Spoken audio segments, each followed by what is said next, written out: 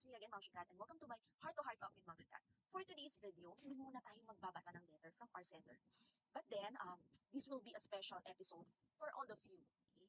And I'm gonna share a review and I'm gonna share a story na galing sa series na pinanood ko recently na talagang nahook ako, kinaadikan ko as in hindi ko nakausap yung asawa ko madalas nito mga few days dahil talagang nakatutuwa ako dito. So ito na nga, watch the full video, napakaganda nitong story ito. Ikukwento ko briefly and I'm gonna tell some lessons from the story na talagang maaantig ang puso ninyo.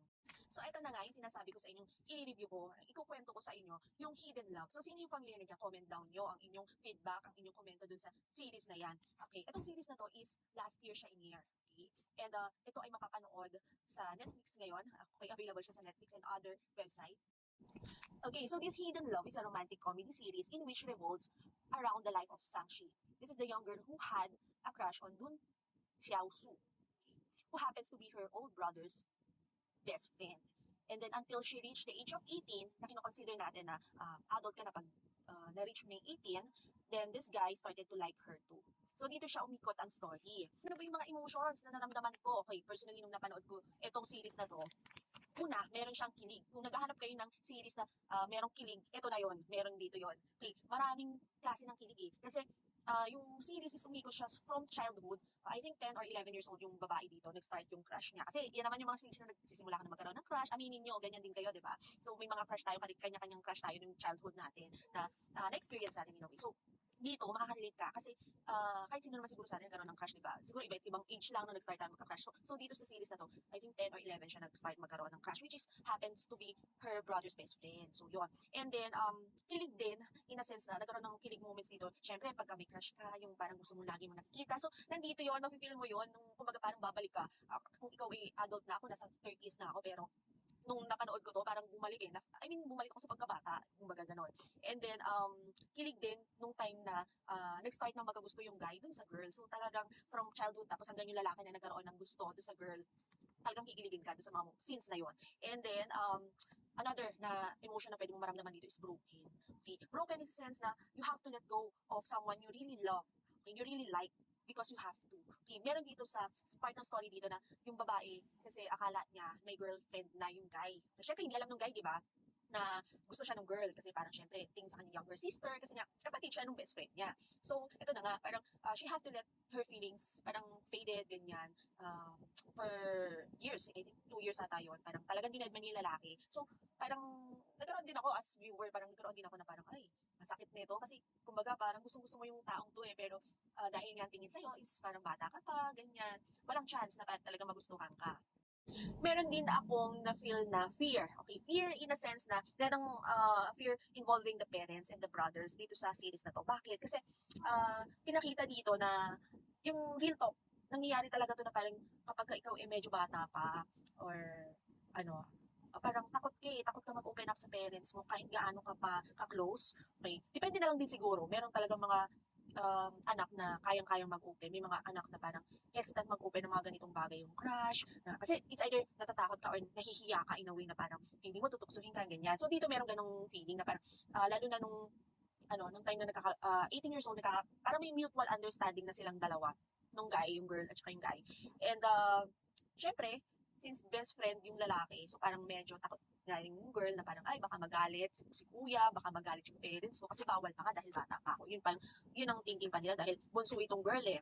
So yun, isa yun sa mga naramdaman ko na parang fear of acceptance, kumbaga, nung mga people na mahal niya at nagmamahal sa kanya. Okay. Another thing na emotion na na-feel ko dito is inspired. Nakaka-inspired in such a way na if the story itself, yung heartbreaks na pinagdaanan, na kahit nagkaroon ka ng heartbreaks sa life mo, move on. You have to move on and gawin mo yung tama, di ba?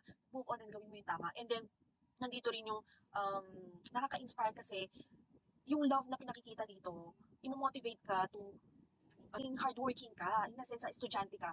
Paghirapan mo, kumbaga, pagdaanan mo tong paghihirap bilang estudyante and bilang adult, mas mahirap Parang ganon yung pinapakita dito. Pero, kailangan mong lagpasan yun. Kailangan mong matuto sa buhay. So, pag-usapan natin the full story itself. So, ano ba yung mga pwede nating expect dito sa movie sa series na ito? Okay.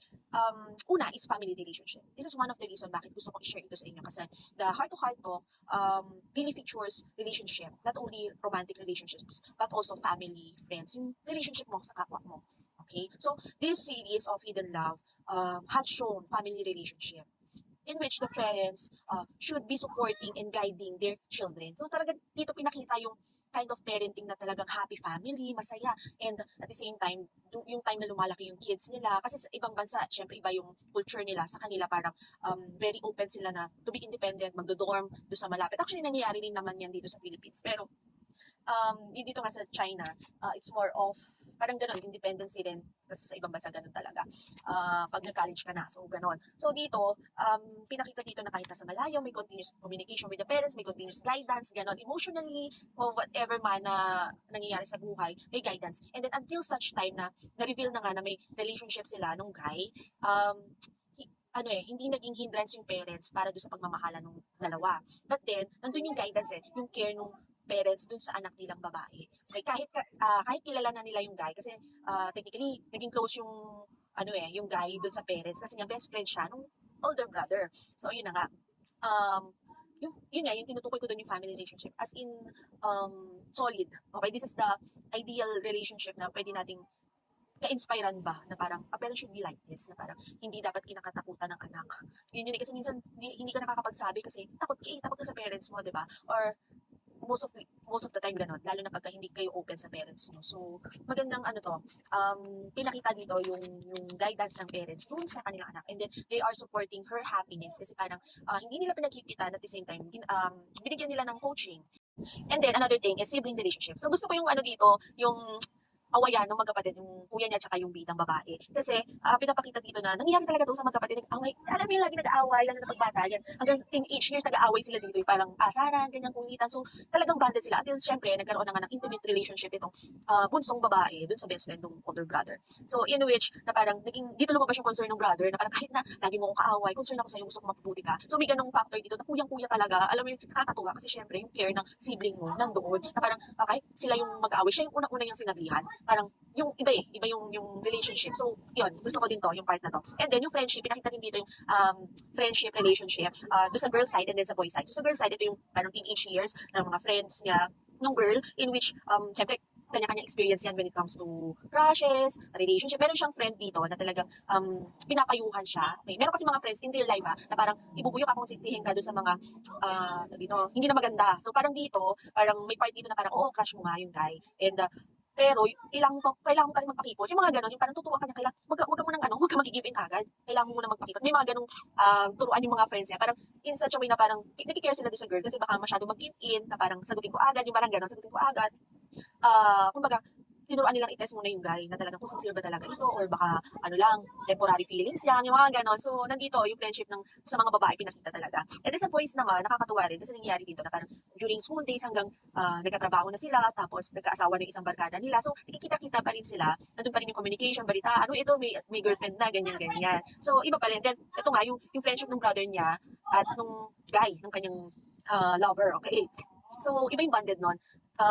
Pinakita dito yung kumbaga, syempre, sa part ng older brother, uy, bakit mo tinalo kapatid ko yan, di ba? So, parang, merong parang naipit siya sa sitwasyon na parang, at the end of the day, nagalit siya sa guy, pero, naisip niya na parang mas okay na doon sa guy kasi kilala niya na mabuting lalaki yun.